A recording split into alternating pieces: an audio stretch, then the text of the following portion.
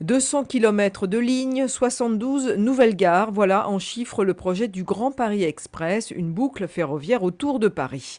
Mais le Grand Paris Express, dans son intégralité, verra-t-il le jour? Le Premier ministre Jean-Marc Ayrault doit arbitrer d'ici le 15 février.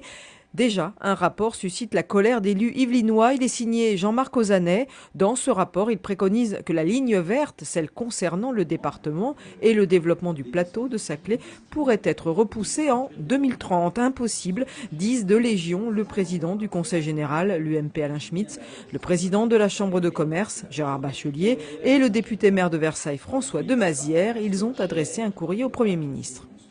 Nous attirons son attention sur l'absolue nécessité de commencer la ligne verte. Or, dans le rapport aux années, si la ligne verte n'est pas abandonnée, c'est tout comme, et c'est d'autant plus aberrant que l'OIN du plateau de Saclay doit démarrer, tant sur le territoire yvelinois que sur le territoire de l'Essonne, et que cette ligne verte qui a été portée notamment par Valérie Pécresse et qui a été rattachée aux lignes rouges du Grand Paris est essentielle pour le développement de ce territoire. Dans leur courrier, les signataires proposent un métro léger, en surface, moins onéreux que la proposition de lignes souterraines.